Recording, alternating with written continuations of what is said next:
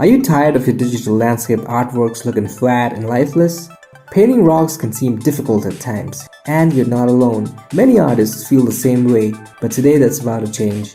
In this tutorial, I'll show you the step-by-step process of painting rocks in a simple and easy to understand manner. We'll start with shapes as basic as a box and a sphere, and slowly carve them down to organic shapes of rocks. Paint textures, add colors, light them, and render them to add depth and volume. And finally, we're going to apply all that learning to paint the Thing, aka Ben Grimm, from the upcoming Fantastic Four movie. And I'll teach you an amazing and easy technique that you can apply right away and paint this the way I did. By the end of this video, you'll have the skills and confidence to paint detailed, convincing rocks to add another dimension to your digital landscape artworks. So make sure to stay back till the end of this video, like, share, comment, and if you're new to this channel, don't forget to subscribe and hit the bell icon to get notified as soon as my next video drops.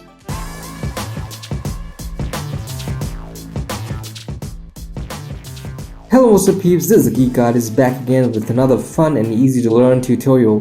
So without further ado, let's do this. So what we have here is a box, or cube, or cuboid to be precise. Once we shade all the three visible sides, it looks more like a cuboid. A perfectly symmetric, geometric, man-made shape, but it's not a rock. Rocks are not man-made. They're naturally occurring organic structures with imperfect shapes. So let's try to play around with this box and distort it down to something that looks more like a rock. We'll start by getting rid of the perfectly sharp, pointy corner. If we were to chop it off like this, we'd get another new surface that will face the light source almost directly and reflect more light than any of the three visible surfaces. That's why I used a much brighter shade of gray for this new surface. Next, I'll get rid of the perfectly straight and sharp edges. If we were to chop them off like this, you'd get three new visible surfaces, which would reflect a bit of light, and therefore I'll paint them with a slightly less brighter shade of gray. Now to make this geometrically correct, I'll chop off the other visible corners as well. There. What we have now is less of a box and more of a gemstone. Still not a naturally formed rock, but we're getting there. Now it's time to deform it a little. Add some imperfections, bend some of the lines, add some curves, and also sculpt out new surfaces. By the way, I have another beginner-friendly tutorial on painting rocks where I teach you how to paint realistic looking rocks in details as well as more stylized looking rocks. Do check that out as well. Now, I'll pick the light gray shade from any of the three new surfaces and break the volume down further by painting some curved shapes around the central corner. Then I'll pick the darker gray shade from each of the three base surfaces and paint some curved shapes over these straight edge surfaces in order to break that rectangular shape down to more curvy organic shapes. Now I'll pick the lighter gray from the edges and paint some more curvy shapes in the base surface. I'll extend the highlights to the right side edge just a bit, since that's the brightest side out of the three. Now it's time for some shadows. I'll pick a darker shade of gray and paint some more curvy shapes in the areas where I did not paint any bright highlights or light surface shapes, such as the lower areas that will bend inward to face the ground. Now it's time to modify the silhouette or the overall outer shape of the rock. So I'll use the eraser tool with 100% opacity to chop off parts from the outer sides from all around. I'll do it in a way so that the darker shadow areas look deeper and more sunken, while the brighter areas appear bulged outwards. This will help define the overall volume even better. Some more brighter surfaces to complement the newly formed structure. Now I'll use the dark gray to paint some weather effects such as eroded dents, very soft highlights there too. Then I'll break the shape further by painting some scratches, cracks and whatnot.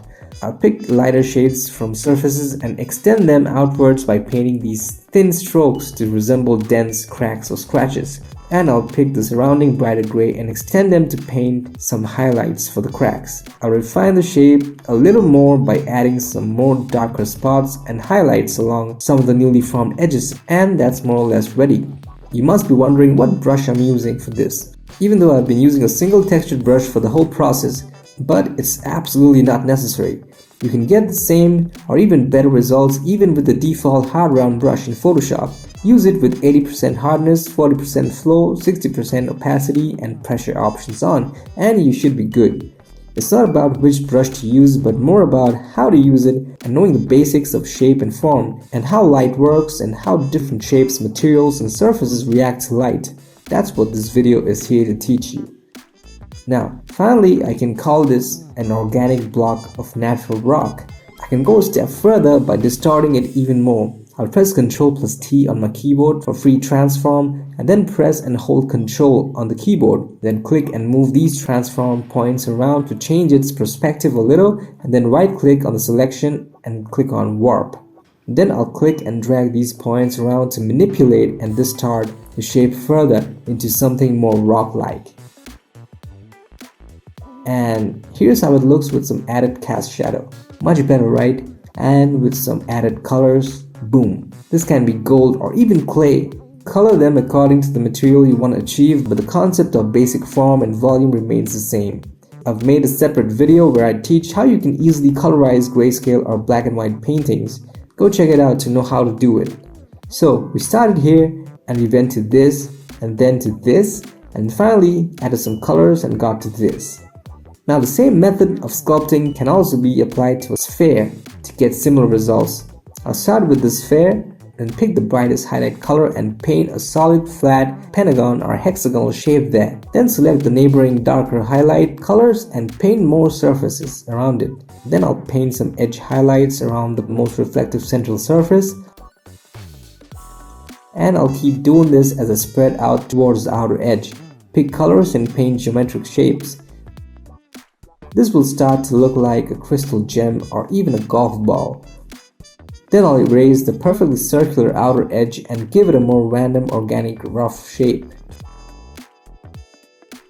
Finally, I'll do free transform with Ctrl+T and warp this into an even more rock-like shape like we did earlier.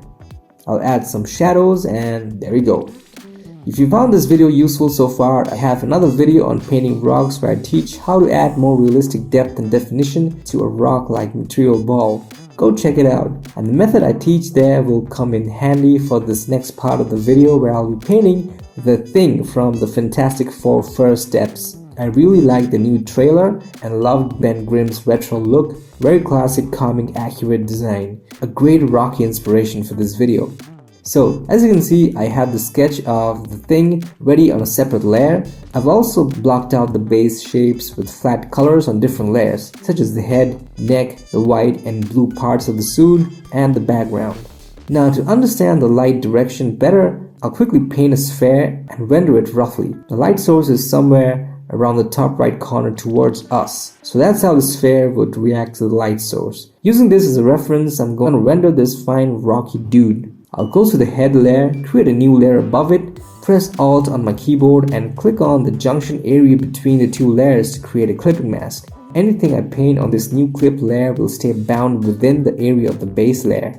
Next, I'll pick a medium gray color, set this new layer to multiply blending mode, keep the brush opacity around 30%, flow at 70%, pen pressures on, and then increase the size of the brush and paint the overall shadow direction on the head, which is the lower left side. If the light is from the top right side, the areas that will be the darkest or receive least amounts of light are the areas right below the eyebrows, eye socket, upper area of the nose, right below the nose, below the upper and lower lips, and the lower side of the chin. The reason I'm painting with gray in multiply mode is because, well, I'll give you a quick hint. If I press Ctrl+B to bring up color balance and push the colors of the shadow layer towards red and yellow, then you get nice, rich, vibrant, and warm shadows. No more dull gray. But that's for later. Right now we focus more on the values in gray. Now I'll lower the size of the brush quite a bit and paint some darker shades in the deeper corners of this rocky face, along the cracks and dents. This will help define all the smaller chunks of rocks that build up this head. Notice how I'm simplifying each shape by breaking them down into further 2 to 3 smaller shapes of varying degrees of brightness and darkness. The surfaces facing down will be darker while the ones facing up will be less dark.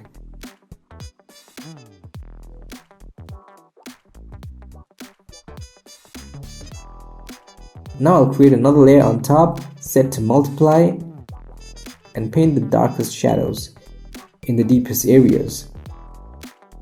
This will add a better range of values, better contrast, and more depth to the overall form.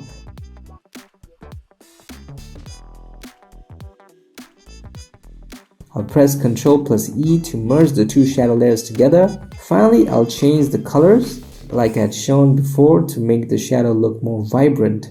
Next, it's time for the highlights. I'll create another new layer on top, this time set to overlay blending mode. Pick a bright yellowish orange color and drag the new layer below the shadow layer. Now increase the size of the brush and paint some overall soft ambient highlight around the area that won't be in the shadow, which is the top right facing areas. And now I'll decrease the brush size and paint some strong bright highlights on the smaller rocky shapes that face the top right side. As they get closer to the top right part of the face, the highlights will get brighter and stronger. Now I'll create another new layer above the shadow layer in overlay mode and paint the strongest and brightest highlights with a whitish yellow color. I'll take another layer on the top and paint some final dark shadows along the cracks and depths to define them a little better and make it a bit more reddish. Now I'll paint the eyes. Grim squinted eyes. Do not make them white or too bright. As you can see, I'm using a medium gray with a tiny hint of green. Some final dark shadows for better contrast, and then I'll duplicate all the head layers, merge them together and press Ctrl plus L for levels adjustment and adjust it to make it a little more vibrant and warm with color adjustment. Much better. Here's a quick time lapse of me painting the rest of him, the neck, the suit, and a simple background.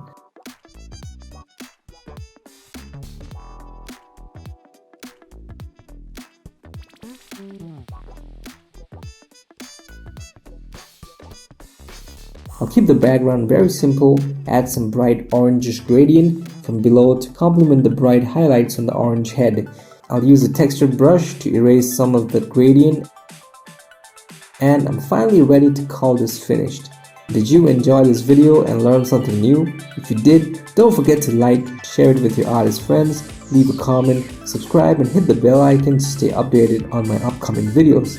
So that's all for now, see you in the next one. Peace.